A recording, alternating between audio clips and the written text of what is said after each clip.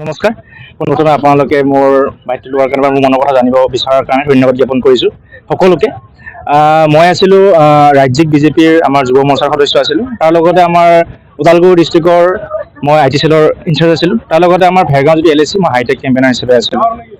আৰু বিজেপিক একচুৱেলি মই অন্তৰৰ পৰা বেয়া নাপাওঁ। আৰু বিজেপি যি আদৰ্শ মোৰ অন্তৰৰ সেইটো মোৰ যদি পাৰ্টিত নাছিলোঁ, মোৰ পঢ়া শুনা কম যদিও বেছিও নহয় কমো নহয়, মই ইকনমিক্সত মাষ্টাৰ কৰিছোঁ আৰু মই দিল্লীৰ পৰা NSG পাছত কৰিছোঁ।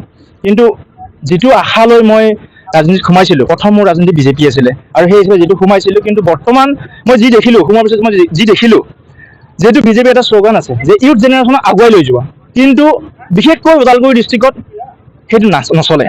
আপোনালোকে হয়তো গম পাইছে, কম দিন 2-3 মাহ আগত আমাৰ সুনীল বসুমতাৰী তেখেত ওলাইছে, তেখেত এজন এডুকেটেড পাৰ্চন, তেখেতে থাকিব নোৱাৰিলে।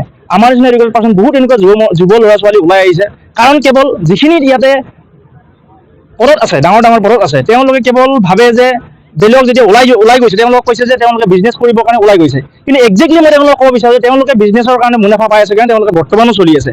বহুখিনি ভালোখিনি ডাঙৰ ডাঙৰ পদৰ মানুহখিনি যিখিনিয়ে হয়তো ক'ৰবাত কাম পোৱা নাই, হয়তো ক'ৰবাত তেওঁলোকৰ পৰা অনীহা পাইছে, তেনেকুৱা মানুহখিনি ওলাই আহিছে। আজি হয়তো বহুখিনি মানুহে জইন কৰিছে আৰু বহু মানুহে জইন কৰিব।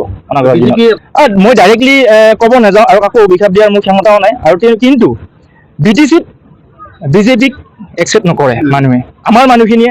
তাৰ লগতে মই আৰু এটা কথা ইনক্লুড কৰিব বিচাৰোঁ, আপোনালোকক অৱগত কৰিব বিচাৰোঁ, যিহেতু BPL চৰকাৰৰ যিহেতু BTCত আমাৰ 3টা কাল BPL চৰকাৰ গঠন কৰিছিলে, আৰু হয়তো আপোনালোকে সকলোৱে গম পায় যে BTCৰ মেইন কৰ্তা ধৰ্তা বা আমাৰ BPL চৰকাৰে কৰিছিলে। কিন্তু EPPL চৰকাৰ যেতিয়া আহিলে বহুখিনি মানুহে টেঙা পালে আৰু বহুখিনি কষ্ট পালে।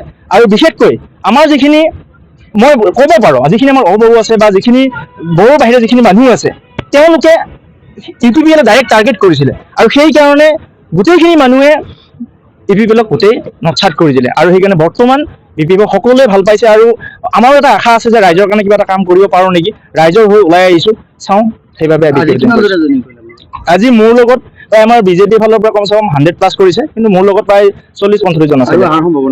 মোৰ লগতো লিষ্ট আছে প্ৰায় 150, কিন্তু আজি জইন কৰা নাই। কিন্তু অনাগত দিনত 17 তাৰিখৰ আগত গোটেইখিনি জইন হৈ যাব।